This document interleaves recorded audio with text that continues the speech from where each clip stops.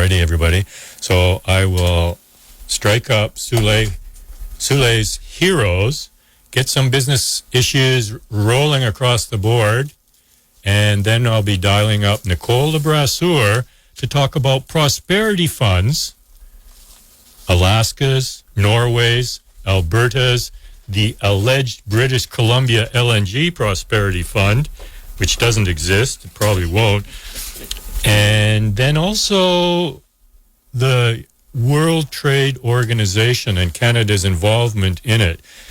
You're not likely going to be proud of that, but there it is. And so here is Sule right now, and I'll come back at you in a moment.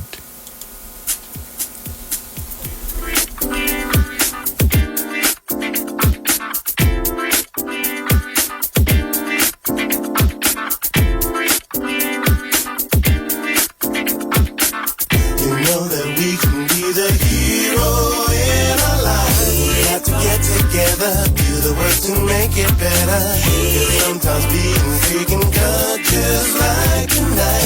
If you're with me on this, I know we just can't miss. You know that we can be the hero in our lives. Since we're free, the choice is up to you.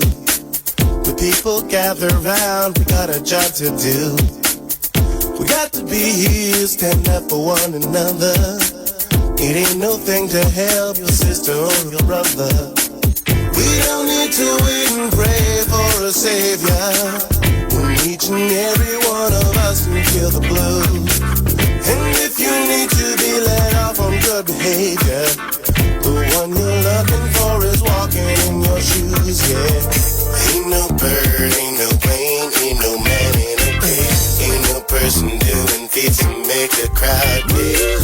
No James Bond accessories, no belt with utilities. I'm not talking fantasy, I mean the real thing. We got to get together, do the work to make it better. Cause sometimes being free can cut just like tonight. If you're with me on this, I know we just can't miss. You know that we can be the hero in our lives. We got to get together, do the work to make it better. Cause sometimes being free can cut just like tonight. If you're with me on this, I know we just can't miss. You know that we can be the hero in our lives. Everybody's got their problems, but everything gon' be alright, yeah. Sometimes we get stuck in our own thing. Just call me up, I'll be there, I'll be your hero in the night. Ain't no bird, ain't no plane, ain't no man in a pig, ain't no person doing feats to make the crowd big. No James Bond accessories, no belt with utilities. I'm not talking fantasy, I mean the real thing. We got to get together, do the work to make it better. Cause sometimes being free can cut just like tonight. If you're with me on this, I know we just can't miss. You know that we can be the hero in our lives. We got to get together, do the work to make it better. Cause sometimes being free can cut just like tonight. If you're with me on this, I know we just can't miss. You know that we can be the hero in our lives. Heroes, always there. Heroes, Hero in our lives. heroes in our life. Heroes are for the fight. Got to get together, do the work to make it better. Cause sometimes being free can cut just like tonight. If you're with me on this, I know we just can't miss. You know that we can be the hero in our lives. Got to get together, do the work to make it better. Cause sometimes being free can cut just like tonight. If you're with me on this, I know we just can't miss. You know that we can be the hero in our lives. CHLY 101.7 FM is an audio playground for the people. Everybody knows not to drink and drive. But some people still think it's okay to take drugs and drive. Police have the authority, the ability, and the tools to determine if drivers are impaired by legal or illegal drugs. And because drug-impaired drivers can pose just as great a risk as drunk drivers, they face the same penalties, like the loss of their driver's license, a criminal record, fines, and more. A message from the RCMP, the Canadian Association of Chiefs of Police, and Arrive Alive, Drive Sober. The Painted Turtle Guest House provides exceptional accommodation services and hospitality for travelers. Single, couple, family, and small group travelers are welcome. Self-catered kitchen, guest laundry, free high-speed wireless, free bicycle and luggage storage, stay and save discounts downtown, tour bookings, bicycle rentals. A warm home away from home on a unique heritage building downtown. Visit paintedturtle.ca to explore the possibilities.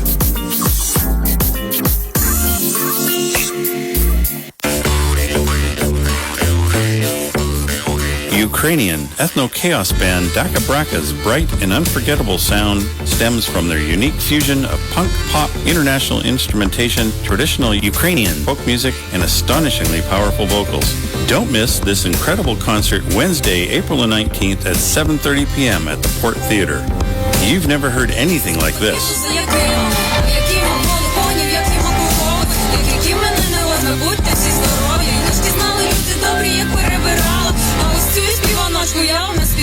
Get your tickets at porttheatre.com or call 250-754-8550.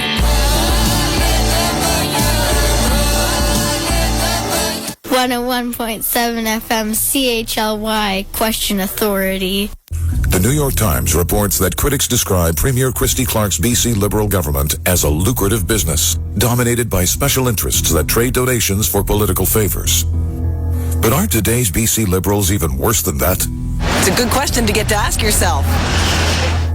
RCMP investigation into donations to BC Liberal Party. Police checking lobbyists' contributions to BC Liberals.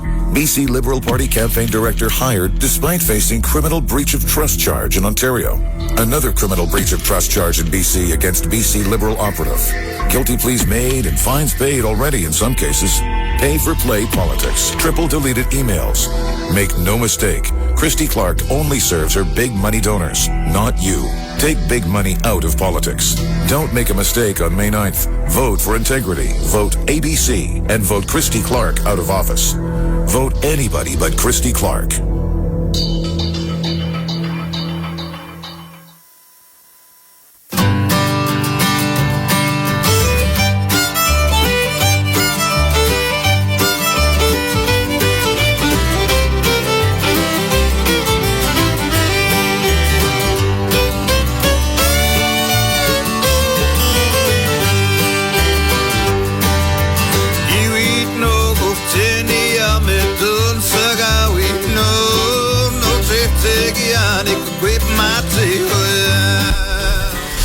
Well, welcome back to the second hour of Altered Egos. My name's Bob Hansen. Thank you for hanging in there.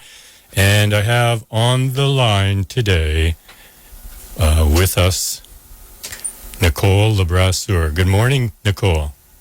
Hey, good afternoon, Bob. Yes, that's good. Sorry about that.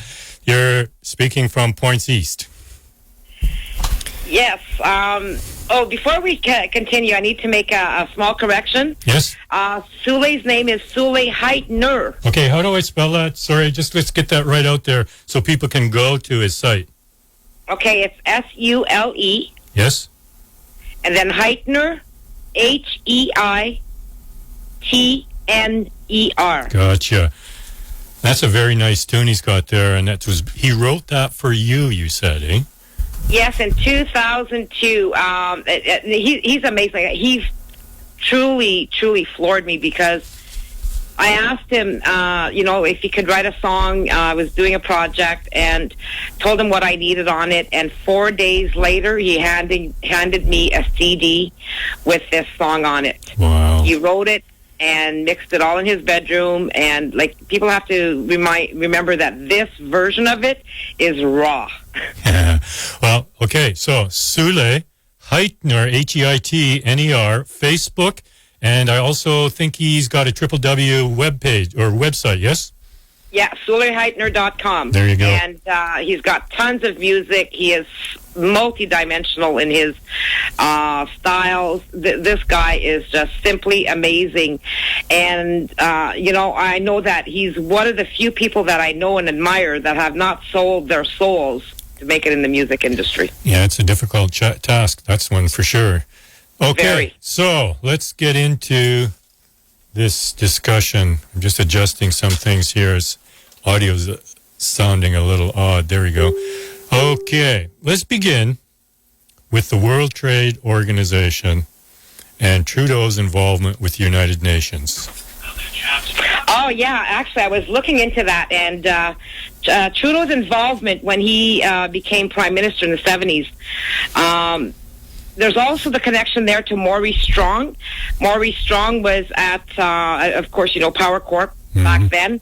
And then Trudeau, what I was reading here in regards to that, was that in 1976, at the request of Prime Minister Pierre Trudeau, Strong returned to Canada to head a newly created national oil company, which was Petro-Canada. Okay, and then what transpired is in 1994, under the Chrétien government, the World Trade Organization was instigated and actually launched by Canada as the first country, and they were very proud of this. Well, that's interesting that it was the Chrétien government. Now, I'm not one to sling a lot of mud, usually, because there's enough mud in the truth that I speak about the facts that come through here. But in the case of the WTO and Power Corps, I'd have to say, because Chrétien has very close ties to Power Corps. Absolutely. They all do. They all do. I think 5 of the prime ministers before Harper worked for Power Corps. Yeah, including Manley. Yes. And Chrétien, I don't know if he ever worked directly for Power Corps. His daughter, France, married André Desmarais, who is the co-chair, the co-chair of Power Corps, along with his brother. Yeah, and I would assume that Chrétien was a lawyer for Power Corp. Well, it wouldn't be hard to find out. I haven't seen it. It hasn't popped out, but the others certainly pop out. Pierre Trudeau, he was in there. Of course, Paul Martin, he got Canada Steamship Lines through Power Corps. And the conservative Mulroney, he was very, very closely connected to Power Corps and others. So, Power Corps would have been probably the driving force behind the WTO in Canada. And it makes me wonder if it's in the world. Yeah, and the people need to be able to connect the World Federalist Organization and the ones who are actually tied to this in Canada, which is the World Federalist Organization of Canada, and everything that's going on the globalization scale, the World Trade Organization, its inception, the IMF, the Council of Foreign Relations, the Council of Canadian Chief Executives, all of these people are interconnected into this globalization scheme run by corporations through the United Nations. They are the beneficiaries of all these changes. That's the issue. Exactly. And they're using the UN as the lure for people to think that, the UN is good when the UN is actually a corporate entity itself. And being all of the trade deals coming through right now and everything that they're doing is always in a stream of a flowing stream of information that always leads back to the steering committees of the United Nations. All right, let's talk money. Firstly, and I know we didn't fully say we would have this particular subject I'm going to bring up now, but we did discuss it, and that is CAFR accounts. Yes, CAFR accounts. I did a Rocco Galati was speaking in Toronto, and they had this gentleman, and right now, off the top of my head, I can't remember his name, but he was a forensic auditor, and he's the one. He also spoke about CAFR accounts. It's not exactly CAFRs here in Canada, but it's the same thing as what people normally see as CAFRs. And CAFRs is the actual accounting statements of everything, all of the monies in Canada. And this gentleman was saying that we can find all the hidden money into rainy day accounts, hundreds of millions and billions of dollars, depending on the province or the federal government. Okay, and even municipal. Okay, so firstly, CAFR is CFAR, and it's Comprehensive Financial Annual. No, it's actually, is it CAF or CFA? CFA. CAF. CAF, so it's Comprehensive Annual Financial Report, a budget that we always hear, and it's always, it's not the budget. And it's not the budget. We always hear how important the budget is. They tell us they're going to do this, they promise that. But it's 6 or 8 months later in the fall that we get the actual accounting of the government's operations with the real money numbers. And that's the CAFR that we're talking about. Exactly. Okay. And this is where they keep all of our monies. And do we really know what really exists anyway, unless we're able to go through them and there's a forensic audit demanded. But every province has them. Every municipal office has them. Okay, so just so people can see how powerful these documents are, you posted some on some of your sites, didn't you? Oh, absolutely. And the thing is they're talking, well, what I posted was basically in regards to something that is called the prosperity funds. And we're seeing these prosperity funds being opened up in not every country, but a lot of countries.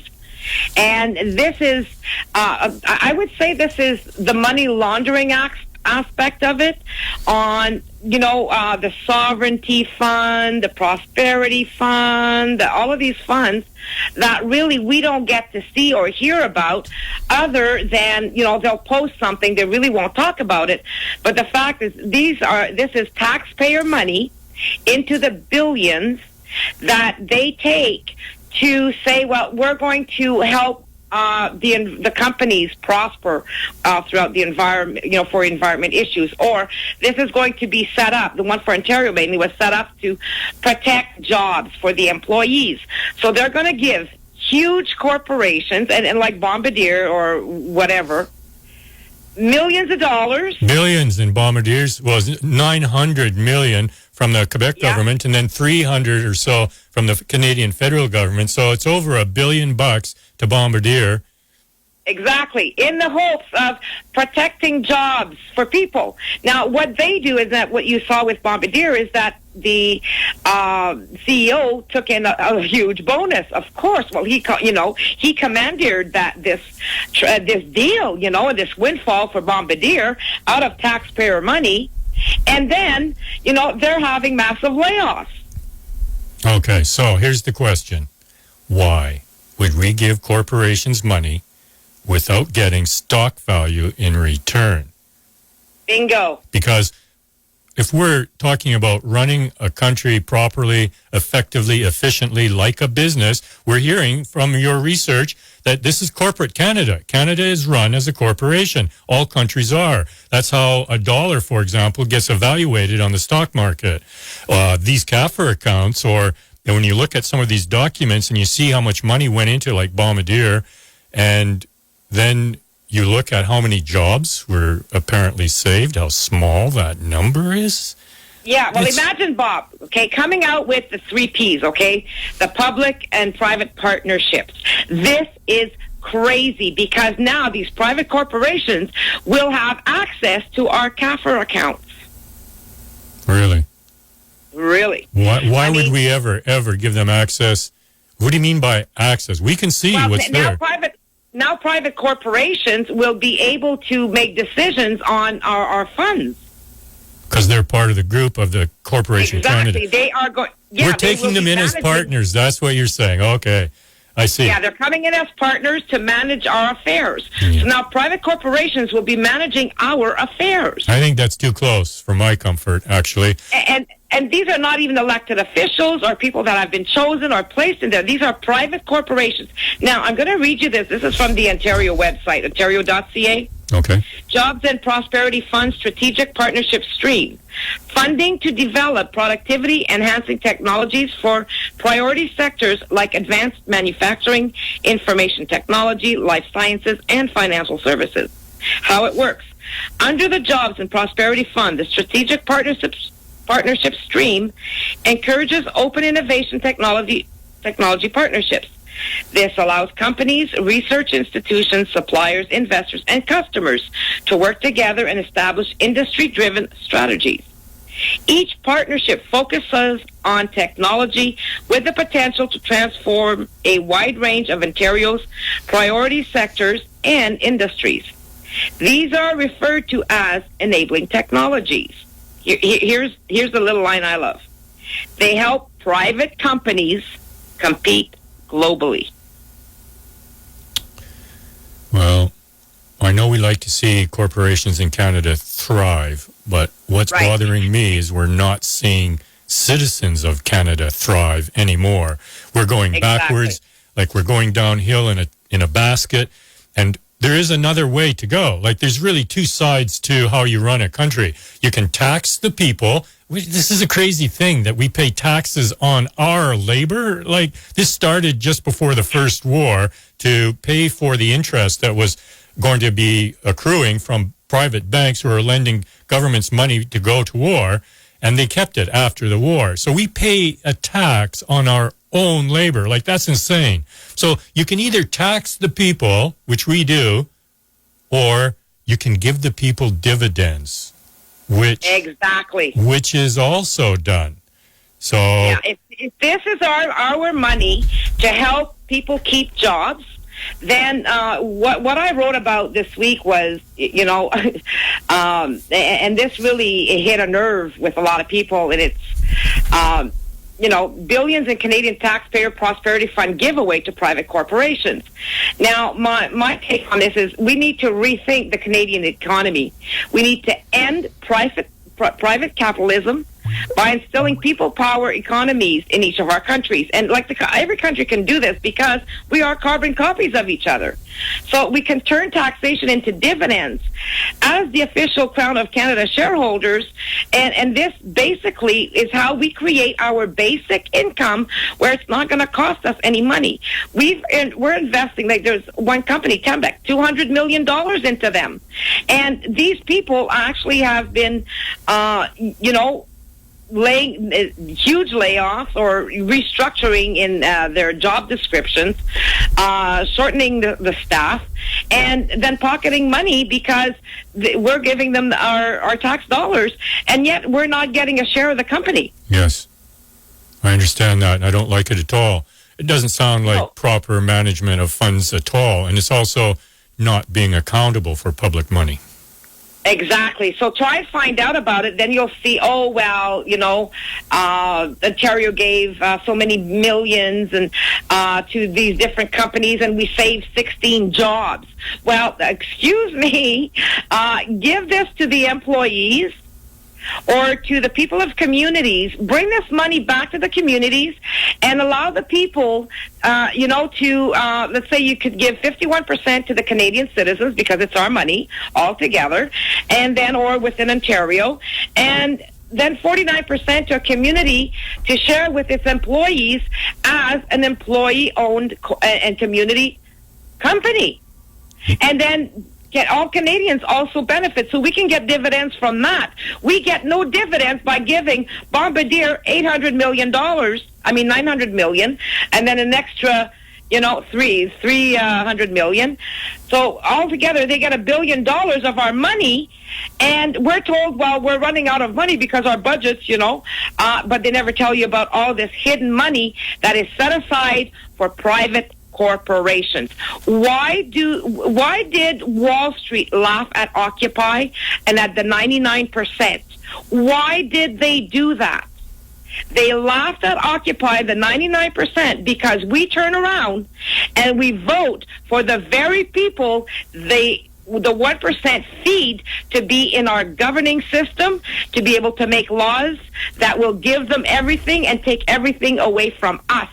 We are in a mental state of emergency in regards to how we should be governing ourselves.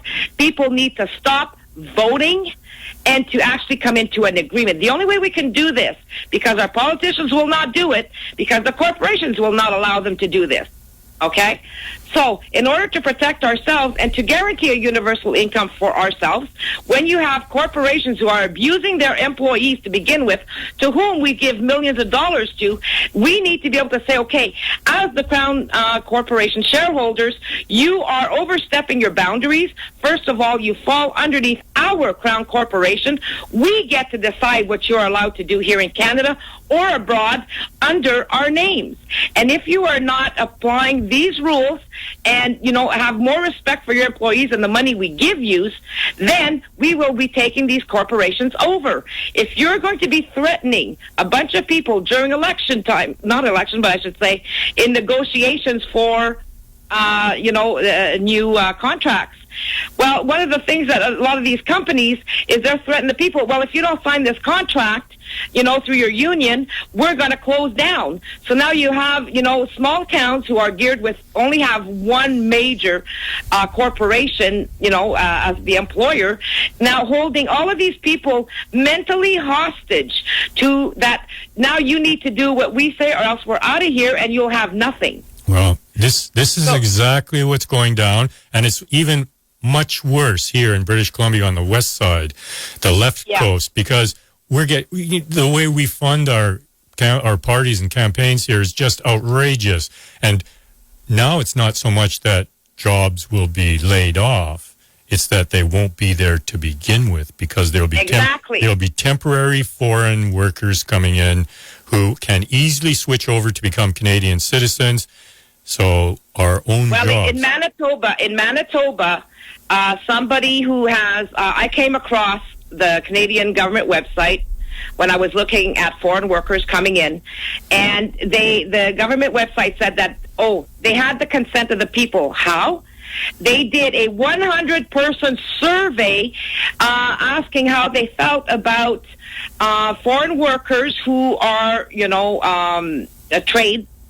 trade workers, skilled trade workers coming into Canada, if, how they felt about it. Well, apparently 100 people across Canada said, oh, yeah, go for it. And then they're taking these jobs, 300 and some jobs we're taking from foreign workers out. I can't remember if it was in BC or Saskatchewan, but they came to work one day and all of a sudden they had been replaced with over 300 people who were not even licensed in the province to begin with to be able to do these jobs. So this is why I was looking into this, and I thought, what the hell? How can the government decide that 100 people across Canada consists of consent? Well, and then Manitoba allows them to become citizens within 1 month. They say 1 to 6 months, and it could be expedited within 1 month. And then within the trade deals, if you look at the China deals and all this, then these people have immunity of taxation. What? Yes. They don't pay taxes. Exactly. So if you have the corporate management coming into Canada to establish everything, they are immune from Canadian taxation because they're paying their taxes to China. Welcome to globalization. Yeah, this is not an equal playing field whatsoever. No, it's not, and we can lay them right flat, nail them to the wall. And this is what we call white nailing them, right? Because when you have common sense and you have strategies that could be implemented, the only thing we need are for the people to wake up. Stop voting for these politicians.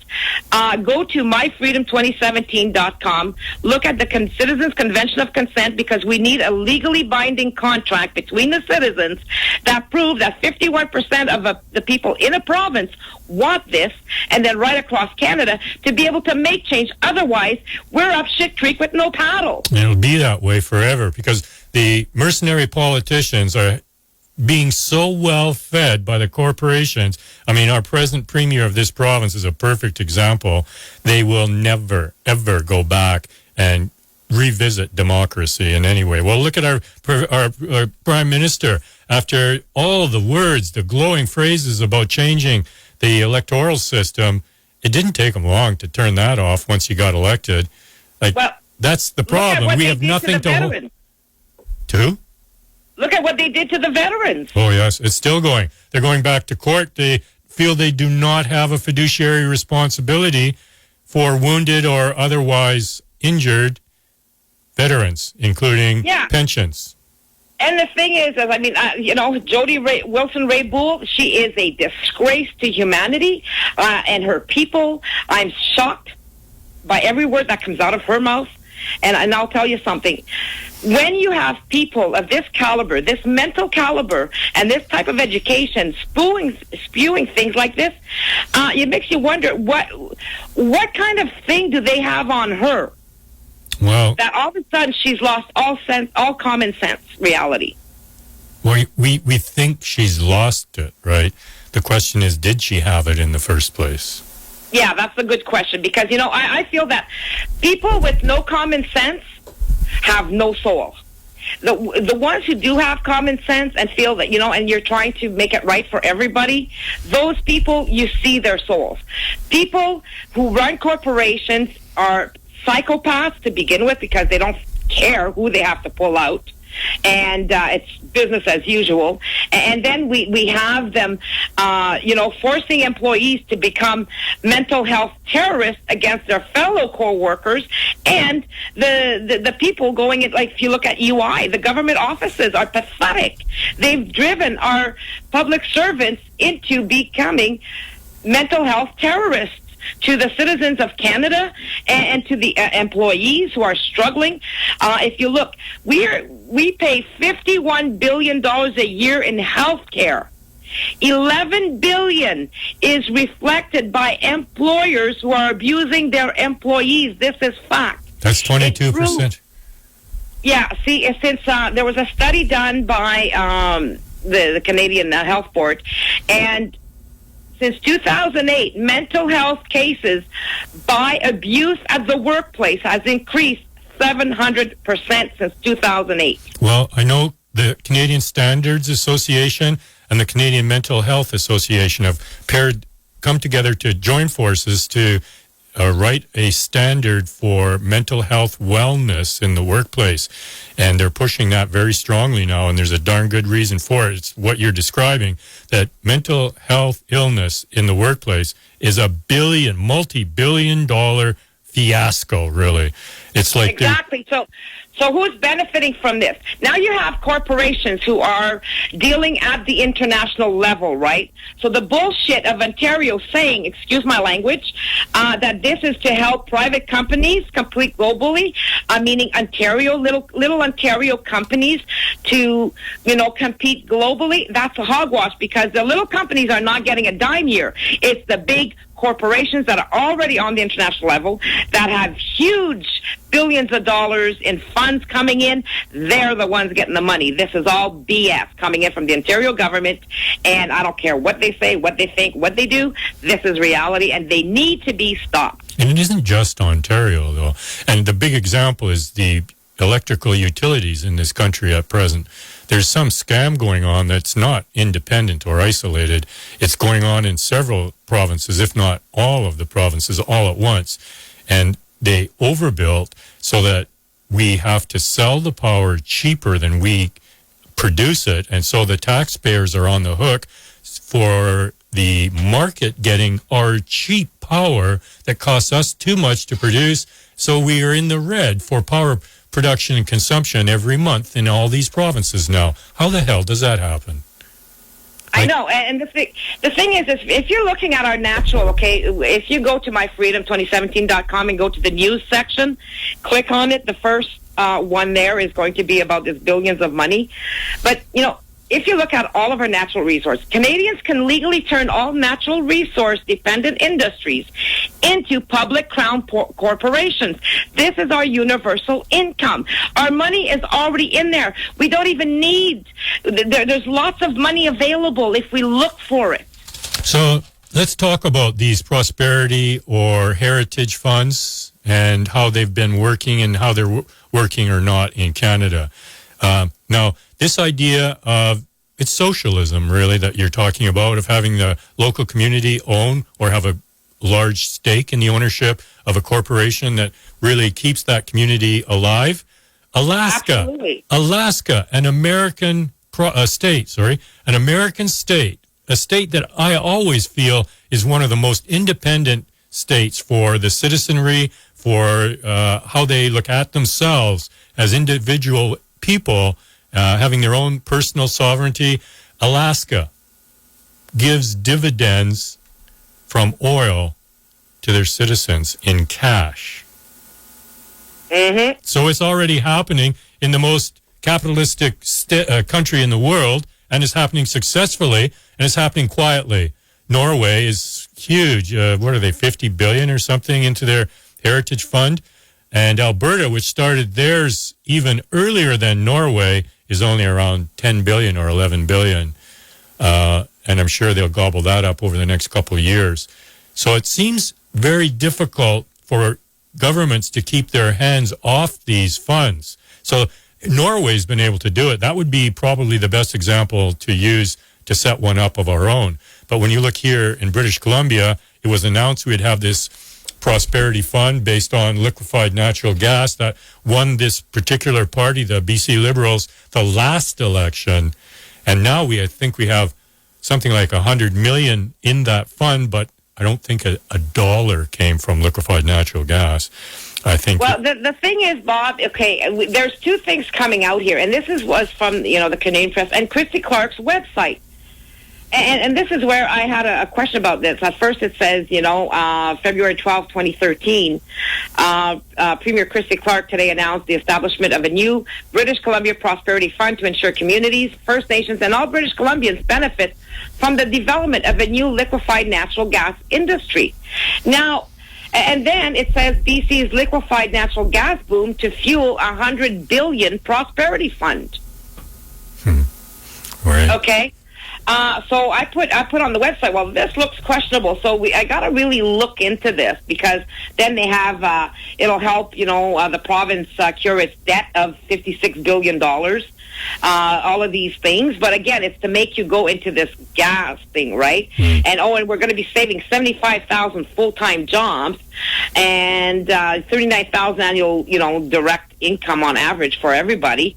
Well, why not give all that money to own 51% of that corporation, because the natural resources belong to all of the people.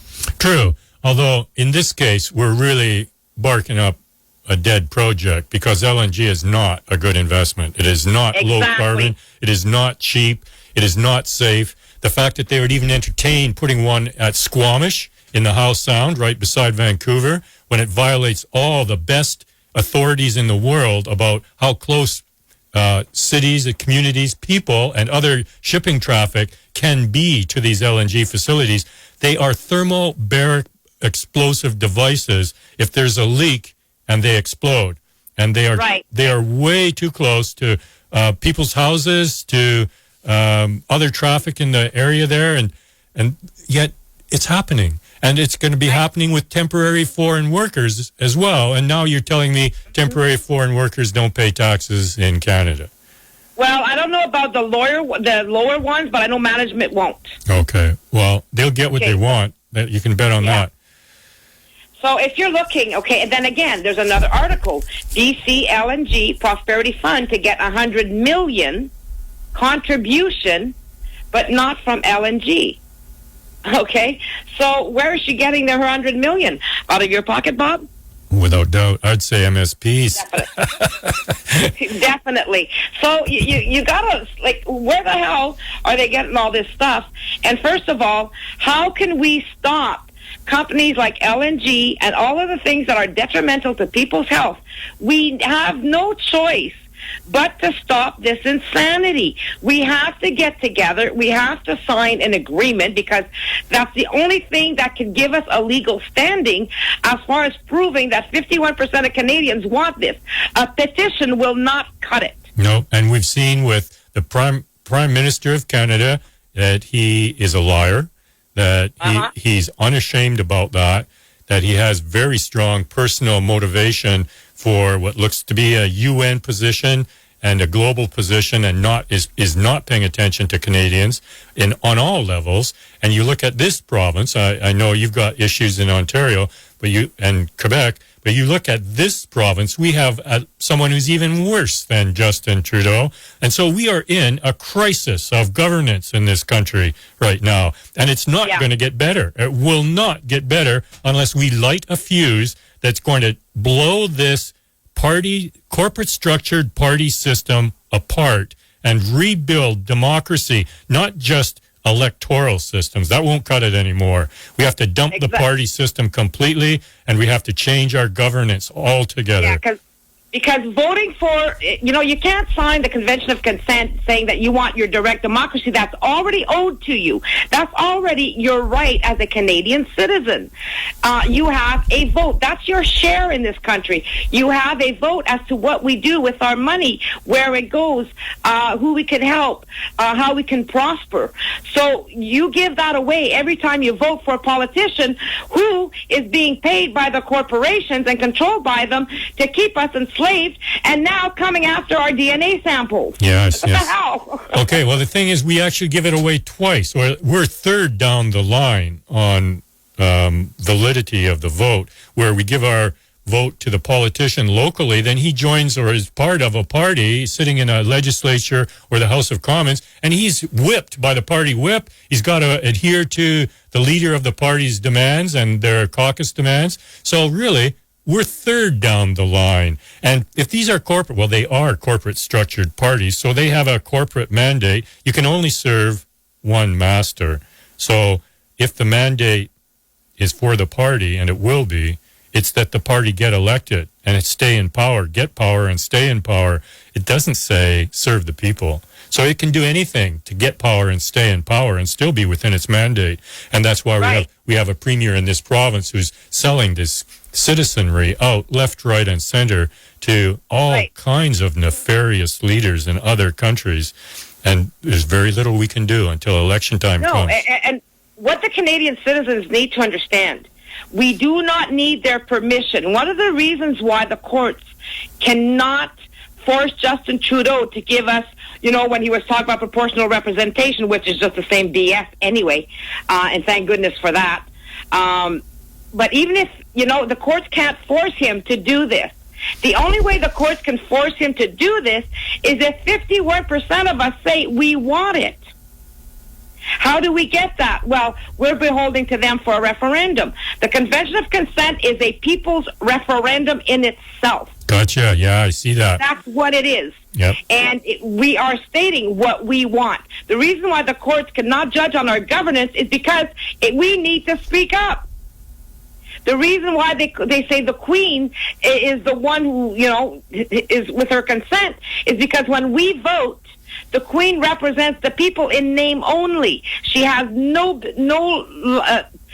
rights whatsoever unless she gets it from 51% of the population. So we have to take this into our hands. We are the Queen, and turn this around, because when we vote, then we allow the government to supersede all of our rights, all of the laws that we want for them. And this is why they do not owe us fiduciary duty, because they are our employees. Right. But until 51% decides to sign this Convention of Consent in a province, we are up shit creek with no paddle. Well, I want all my listeners, and you, probably especially, to hear that by the time we talk next, likely next weekend if you're available, I will have signed the citizen consent, and I'll read it out, and you'll see, everyone again will hear just how simple it is, and we'll start to see that if you don't like calling Canada a corporation, call it a joint venture with your neighbors, or call it a I just had the word a moment ago. Yeah, well, to do business, this is how it's done. Well, sure, and that we have to do it legally. Yes, so no problem. This is common sense anyway. Yeah. But if you're looking at, a while ago you mentioned socialism. A lot of people say, oh, well, that's socialism, and they point at it and all these people are doing is spewing stuff that they heard through the grapevine. Oh, socialism is bad, that's what I heard. The socialism that people are used to hearing about is government implemented. A lot of them don't like it. Well, the type of socialism we need to look at for Canadians, let's call it Canadianism. Let's call it peopleism. Let's call it common sense. Right. Okay? And it doesn't matter what we do, but as long as the people get together and we take all of our natural resources and protect the hell out of them by signing the Citizens Convention of Consent, protecting our country by signing the Citizens Convention of Consent and the future of our children, and, you know, everything within Canada, then hopefully all of the other countries will do the same. We have Luxembourg that's coming on, and apparently France might join in. That's not a for sure yet, but we're looking at this. So once they have their Convention of Consents ready to roll, which they should be anytime soon, these countries will also be looking at this. So Canadians need to stop daydreaming about a savior or a political party that's going to come and save them and then turn around and do like Greece and not do anything, because who funds them? Who are they going to listen to? Who's dangling the money, you know, to help them prosper at the cost of Canadian citizens? And yet we're the ones who vote them in. So Wall Street, if I would have been on the side of the 1%, and I see a bunch of fools who keep voting for the very people we place in there and go, ha, ha, ha, ha, I'd have been laughing too. I'm sorry, but this is reality. So if the 99% want to fix all of these problems, chemtrails, tar sands, everything that you can frickin' imagine that is wrong with this country, it is the politicians that have made it this way. Nobody else. The politicians. And who allows the politicians to do this? We do, by voting. We did. We're getting smarter, though. Yeah, well, we need to vote on issues, not politicians. Yes, exactly. We've been distracted. We're voting our enslavement. And that's what it is. So when we've got billions of dollars in these accounts, and yet they're sucking everybody dry with high tariffs for hydro and electricity and water, and you know, our water is not even good anymore, and all of these terrible things, when are the people going to wake up? So I would like to challenge everybody, Bob, because, you know, of CHLY 101.7 FM, which thank goodness we have, we wouldn't be able to get all of this information out. We wouldn't be able to record these programs and then put them back on the internet for everybody worldwide to hear. So I would like to challenge anybody who thinks that what our system is doing isn't fair. I challenge everyone to at least $25, challenge to help raise money for 101.7 FM. Thank you. Because without use, we do not have a word. We will not get access to mainstream media. This is a very important open door that we have, and a blessing in disguise, especially with all the listeners, because we have a hard time getting access to mainstream media because they are all corporatized, bought and paid for, or threatened with lawsuits by these huge corporations. Employees are being abused constantly. We can change all this. We can make sure that small communities with, with employment issues prosper with all this money. With the Bank of Canada back in our hands, we can print all the money we want. And we won't. And then help everybody. And it won't be inflationary. We did that from about the mid-30s all the way through to 1974. We paid off our war debt. We built highways. We built hospitals. We built schools. We did not increase inflation. We did not go into debt. But in 1974, Pierre Elliott Trudeau let Gerald Bowie just quietly stop using the Bank of Canada. He was the chair of the Bank of Canada, or president. And so they started borrowing money to run the government from private banks. Now we're like $600 billion in debt, and that's totally unnecessary. And if you look, most of the political parties end up with a gun to their head. I mean, the history proves it.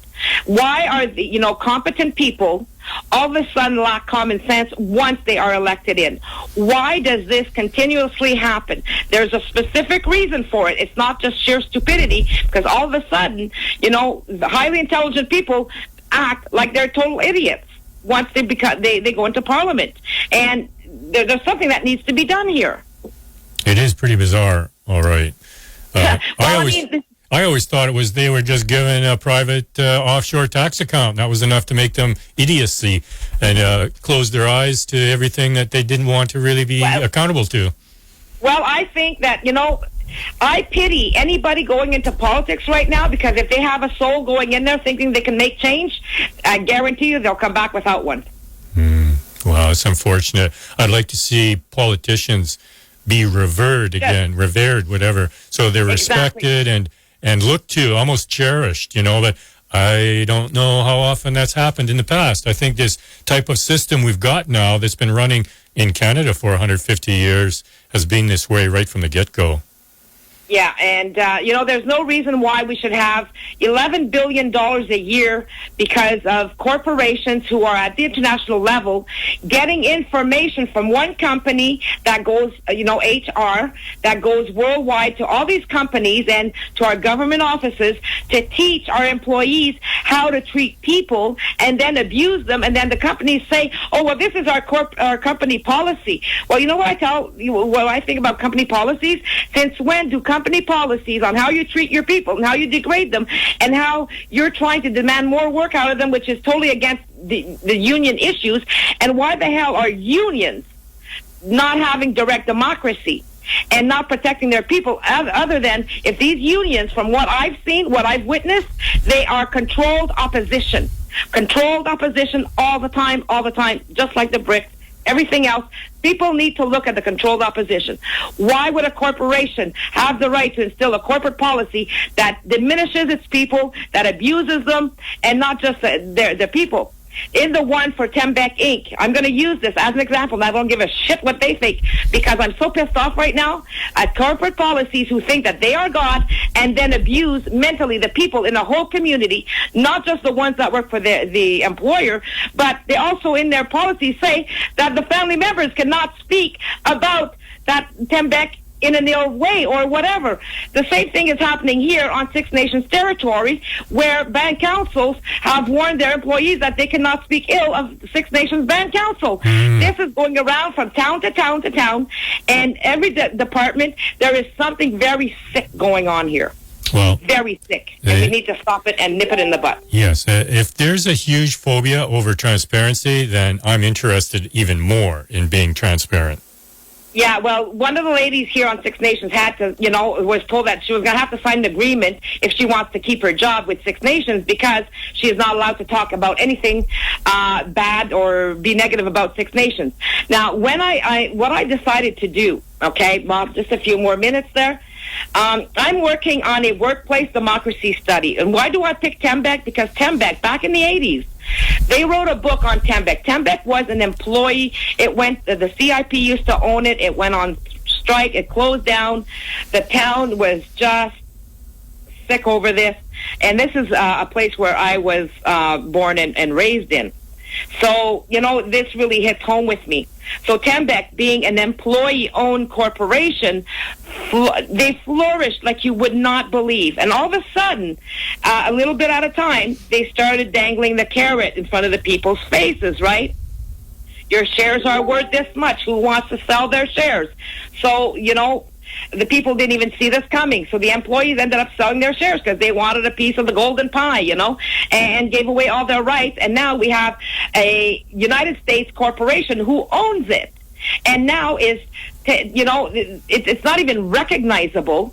Everybody has been manipulated, even the store owners, people who want to, would love to live in Témiscamingue, Quebec, and, prosper with Tembec. No, what do the corporations do? They use and abuse their employees. Why? Because they have HR coming in from around the world telling them how to treat their people and how their company policies will overrule what? Well, their company policies do not overrule human rights and Canadian law, and we need to make sure that all the corporations understand this, because it's not up to the Canadian taxpayers to pay $11 billion a year because of employer abuse. It needs to stop. The buck has to stop here. Well, and this is why I'm doing a study on it.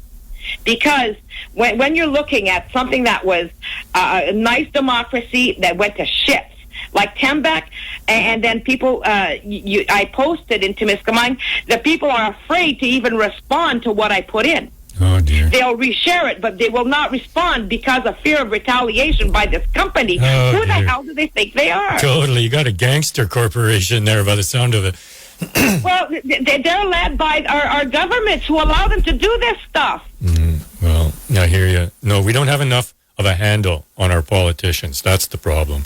And this is why we have carved them out of the protection they get from the gang they belong to, called the political party. Carve them out of that and have them have to think, read the documents, and talk to other members of parliament or legislatures and come up with a cooperative agreement and make politics work that way. But this gangsterism has come to the end. It just cannot go on. We've hit a gridlock. We can't change the political system with these politicians. We thought we could, but they're just going to lie again and again. It's too good for them right now. So we have to change the system that gets rid of the protection they get in a party structure. Exactly, because, once negotiations, if you have a corporation and the people decide to go on strike and then they're blackmailed with closures, we need to empower the people. But, hey, listen, we have these prosperity funds, all of these sovereignty funds, all of this money hiding in these CAFR accounts. We need to take that and empower the employees and the communities and the Canadian citizens and stop these corporations from brainwashing our politicians, buying them out, and then abusing our own people who are the ones who put them in there to begin with, who allow it's the employees that allow the corporations to make money. And yet they treat them like crap. And, while these companies should be making it nice for the employees so that they, I remember, Quebec, the guys would rush into work because they were competing against the other shift, and it was all camaraderie, and then they had bonuses, and they were just happy to go to work. They were thriving. They were thriving, and now it's like everybody's home because of mental illness caused by this monster that was allowed to come into Canada and abuse our own people. Oppression, yes. Oh. Coming in from yours truly, the United Nations Corporate Global Governance and the World Trade Organization, instilled by our stupid politicians. And yes, they are stupid because you do not treat people like that and claim to be intelligent. All righty. I wish they'd sue me for all these words I'm using, but not one of them will touch me. Well, I'd like to debate this in court. I hear you. It would get a lot of attention. Well, yes, I shouldn't be calling anybody names, but holy crap, I'm at a loss because none of them dare challenge me on this, and I would love to have an open floor and the media on this and allow any lawyer to come up and argue with me on these points. We never get to that stage, though. This is the problem. Because, Bob, you know why I couldn't lose a case? The simple answer is, why is this happening? By whose authority? The lawyer could say, by the courts. By whose authority? Oh, the Canadian government. By whose authority? Oh, the international level. By whose authority? Who votes at the end of the day? It is the people. So they can't come and tell me that because we have had no referendums and the people have had no choice, and this is all being done underhandedly, that the ones with the authority have not been consulted. Okay. You got to wrap her up there, my dear. Okay. Good one. So I think we should bring you on again next week if you're available. I'll give you a call during the week and we'll plan the show. Okay, fantastic. And everybody's a hero. We're looking for all of the Canadian heroes here. We need you. Okay. All righty. Well, I hope you have a good holiday, what's left of it. And I thank you very much for always being on the edge of this very, very critical issue. Yeah, well, one of these days I'll probably fall off my chair because right now I'm sitting right on the edge of my chair. So you enjoy these conversations? Oh, absolutely. It gets me going because this is great practice, like I'm not even really upset, but it gives me great practice for when I come up with these lawyers who are double speaking or the politicians, and yet they can't even answer the simple question, by whose authority? There you go. All righty. Thanks again. Take care. You're welcome. Bye-bye. Bye-bye. That's Nicole Brasseur of i-accused.com. Also, Democracy School on Facebook and myfreedom2017.com and on Facebook. Thank you very much, Nicole. 101.7 FM CHLY Question Authority. We're taking y'all all the way underground. We single playing with y'all. Worldwide 101.7 and 9. It is Michael Fonte from Spearhead, and you're listening to Radio Malaspina. Stand firm, stay human, power to the peaceful. And that's it for this episode of Altered Egos. I'm Bob Hansen. Thank you very much for listening. You'll hear Art Napoleon as I go out. It's called Bushman Blues. And coming up next is Cole's program, The Masthead. Have yourself a wonderful holiday. And remember, resistance is creativity, and creativity is resistance. Take care.